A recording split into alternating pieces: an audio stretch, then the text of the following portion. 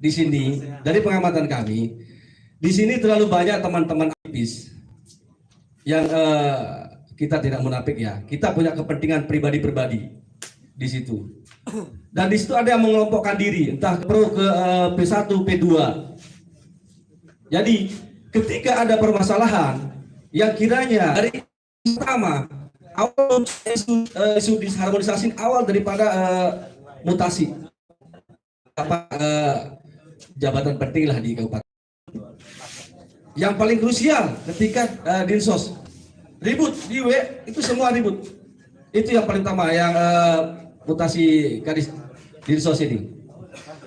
Dan di situ muncul asumsi-asumsi bahwa terjadinya mutasi ini karena adanya kepentingan-kepentingan politik, adanya pembisik-pembisik, adanya tusela-tusela lah yang bahasa gaulnya kemarin ada yang menyuarakan bahasa tusela itu. Jadi itu yang menjadi isu penting pertama di situ disharmonisnya muncullah ketika ini orangnya si ini karena di mutasi muncullah teguran lagi. Nah di sini ada muncul lagi kebijakan Pak Bupati mulai sering menyindir di situ.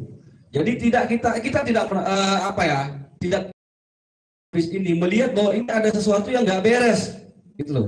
Ketika seorang wakil bupati menyentil, kalau kita nih seperti yang dibahasakan seperti Bung Mas tadi itu suami istri nih, kita membuka aib kejelekan pasangan kita di muka umum itu mungkin etikanya tidak bagus. Saya yakin Pak Bupati dan Wakil Bupati ini orang-orang cerdas. Beliau ini orang-orang tersohor, beliau ini orang-orang yang punya intelektual tinggi.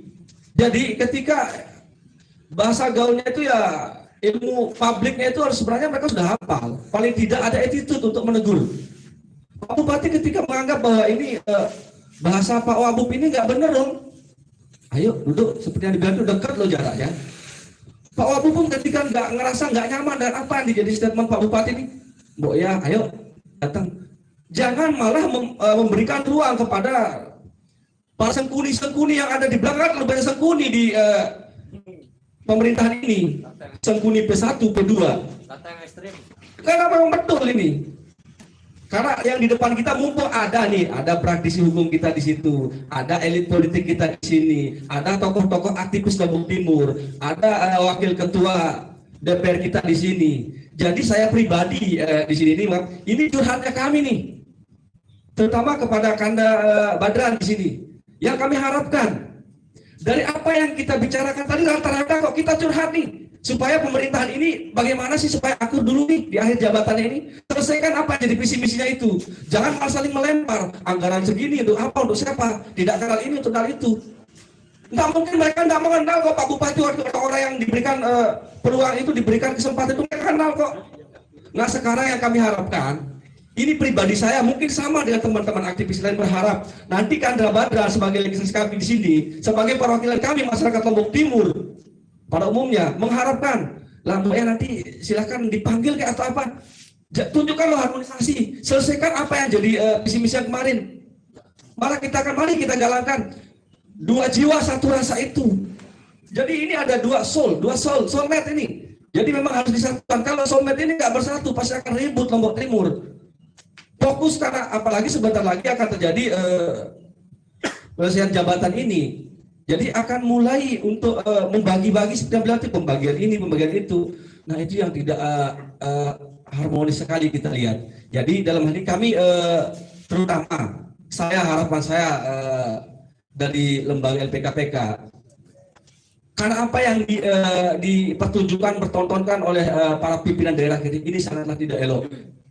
Jadi dengan begini rakyat kita merasa bagaimana kami main diayomi, sedangkan mereka sendiri sedang berseteru. Lalu apa yang bisa kita harapkan? Nah dari itu kami mengharap kepada bapak-bapak para elit politik, karena saya rasa politik ini para politik punya intervensi nanti sendiri. Ya kalau mereka nggak mau, nggak usah kita dukung besok, bisa jadi. Nah sekarang di sini masih memegang kekuasaan karena kita di sini sebagai wakil dewan di sini kami harapkan. Bila perlu surati, jangan pertontonkan rakyat yang seperti ini. Ini suara kami Kanda. Kami mengharapkan supaya pemerintah ini Pak Sukiman maupun Pak Rumas ini bersatu. Selesaikan yang apa yang jadi visi misi di kampanye-kampanye yang dulu. Jadi mungkin itu yang bisa saya sampaikan.